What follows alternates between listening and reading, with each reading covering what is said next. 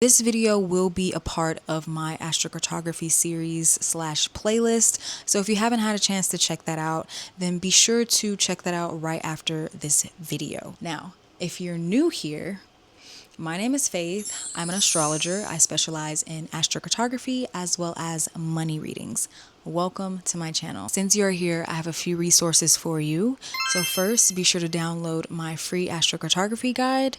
And second, you can also generate your astrocartography map to see where your Mercury lines are while checking out or watching this video. So before we dive into Mercury lines within astrocartography, I wanted to take a second to specify what Mercury is, or the type of energy Mercury has as a planet. So Mercury is kind of a trickster energy. It's very fast, it's witty, it's really related to communication, learning, teaching, broadcasting, networking. It is the traditional ruler of astrology. Your mind is very active when it comes to this energy. It rules how you think, how you communicate, even in a sense, how you connect with other people.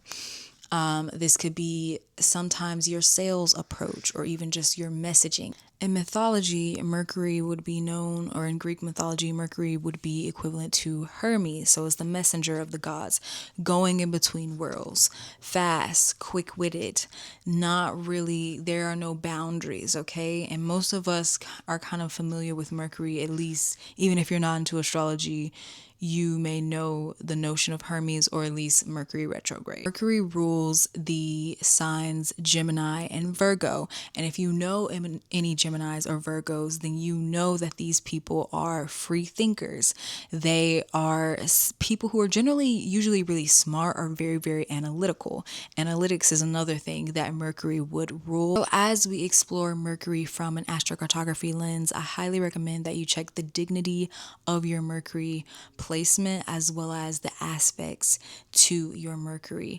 What house does Mercury rule? Where's Gemini and Virgo in your chart, etc., etc., because that can give you more information into how this energy may or may not manifest for you. Okay, so starting with the first angle, the Mercury Ascendant line. So this puts Mercury on or near your first house, or on or near your ascendant angle. And here your mind may feel sharper here. You may move faster here, or you just may notice that you are taking in much more information than you were under a different line, especially if you have prominent Gemini or Virgo placements. Under this energy, you may be prone to do things quickly, but that doesn't always mean that that is the best way to do things, because a lot of times it's, you can lack depth when you move that way. So under this energy, please double, triple check your work, dot your T's or cross your T's and dot your I's, and really focus on quality over quantity, because you'll be tempted to do the reverse. You'll be tempted to do a lot, but just make sure that everything that you're doing is actually of quality and has some type of depth. It is very easy to exchange information under this energy, to learn to write, start a podcast. Content creation may be easier under this energy, but just keep in mind that you may, since this energy is like a more personal energy, be mindful of nervous energy, whether that's relating to your self-image or the way you think or the way you communicate, because sometimes an excess amount of mercurial energy can manifest as nervousness or anxiety, because it's just like, oh man, like you just start to overthink or overanalyze. So be mindful of overthinking and just thinking too hard into something. Make sure that you are balancing your logic and emotions properly, and just not only operating out of logic on this line, or any Mercury line for that matter. Okay, so moving on to the second angle, the Mercury Descendant line. Now, this angle is more so related to how we interact with other people, the lens in which we see other people. So here, Communication will definitely be key, but it's also like we may attract a lot of interesting people, a lot of people who may teach us, or through our relationships, we learn a lot about ourselves, even down to like our communication styles, our learning styles, how we like to connect, how we like to grow, etc., etc. You may meet a lot of people that push you in a lot of ways, and you just learn a lot through these conversations and these interesting interactions. Overall, this energy is great for collaborating, one-on-one work, or just any type of client-based work. Sometimes even service work, depending on what you do.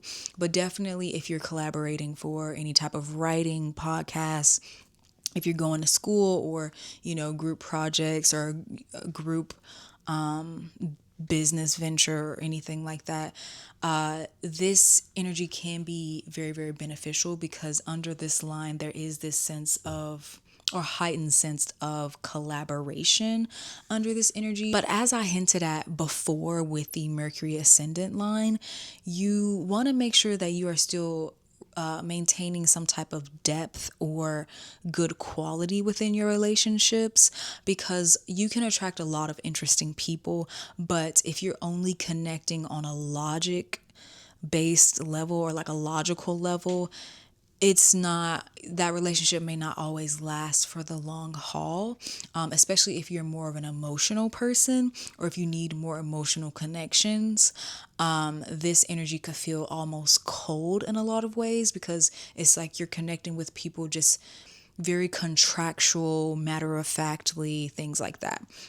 So be mindful of that. Be mindful of, the contracts that you get in with other people, or just the responsibilities that you take on under this energy, because it can either make you or break you, kind of thing.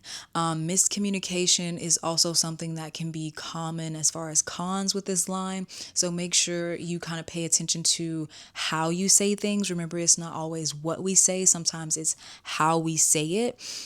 Mercurial energy can be kind of like very, in the tarot, I'm thinking like King or Queen of Swords, like very precise, very accurate. Like you are laying down the receipts, you are laying down the facts. However, there's no real connection, or it's like people don't want to connect with you because it's almost like you are just a machine, and it's like you don't have this sense of empathy, which is normally needed for a healthy connection when you're working with other people. Overall, this energy can be used to your benefit, especially if you are a social person, or maybe you are an extrovert. You may really, really enjoy this energy. Just be mindful of burning out and making sure you balance your alone time versus always being around other people, and really have boundaries in your relationships, and pay attention to your communication and the dynamics of your relationships and how you talk to people. This line, or this energy, reminds me of the saying,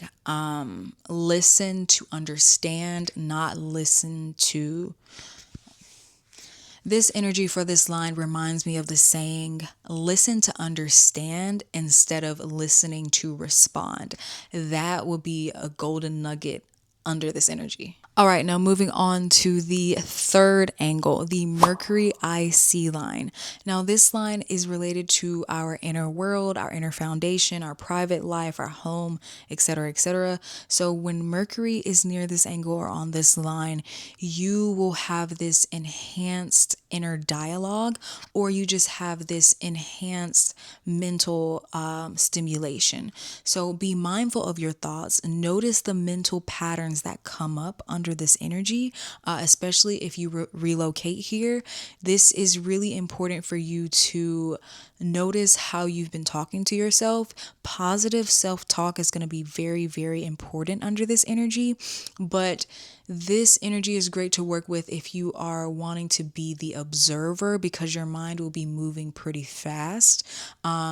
It's like when you get home, instead of that feeling, you may have that, but it's also going to be this underlying sense of speed, or this sense of mental movement that you have going on. So Notice what comes up under this energy. Notice any type of mental patterns or thought loops that you may find yourself in. Again, the IC angle is really related to our inner world, our inner foundation, early childhood. So maybe things may come up related to, your early childhood or education, or how you learned, your local community, maybe the people that you find closest or who you connect with. Notice how you're speaking to them. Notice how you may be thinking in terms of that. So it's really going to be important for you to have some type of mental outlet, whether that's therapy, whether that's journaling, writing, and also just make sure that you are, again, getting that mental exercise, but also tapping into your body, grounding, doing some type of somatic work, working out, etc., etc. This line is great if you want to work from home, or if you do a lot of deep studying and deep research. If you are maybe writing a book and you kind of want to go on a writer's retreat, if you have a blog, if your job is any type of communication based, analytics based, networking based, all of this may work well, especially if you work from home. But in general, it's just going to be, instead of your mind being so busy in your outer world, like when you're out and about or when you're with other people, you may find that your mind is a little bit more activated when you're alone, or when you're at home and you're kind of more so immersed in your private world. So keep that in mind. So your home is supposed to be like your sanctuary, so you can set up your space intentionally where you have more of an environment that relaxes you, that calms you down. You can also use local space in your home to do this, to really kind of activate those other parts of your chart that may be a little bit more grounding and a little bit more soothing. And if you don't know how to do this, check out my blog. I have a blog post detailing how I did this with this space. And I also have a local space decor package where I can help you do that in your home using your floor plan. All right, and moving on to the fourth angle, the Mercury IC Line. Now, I feel like this line is pretty slept on as far as lines for opportunities or career shifts, etc., especially if you are in a career or you have a business related to writing, public speaking, just being some type of thought leader, or expressing yourself in some way, shape, or form, networking, analytics, etc., as I've mentioned throughout this entire video. The magic of the Mercury IC Line is generally, under this energy, opportunities may flow pretty quickly or just pretty consistently, depending on your Mercury placement in your chart. Under this energy, you may actually be rewarded for visibility and putting yourself out there, but also multitasking. This could be a blessing and a curse under this energy, because for one, you just may have the mental capacity to handle more mental workload, but on the back end, going back to quality over quantity, you may bite off more than you can chew, or you may sign up for a heavier load than you intended to bear. So be mindful of that. While you may have a lot of opportunities that come in, be mindful of something that's easy and fast and, oh, I should do it, versus something that is actual quality and you know that you will put your best foot forward.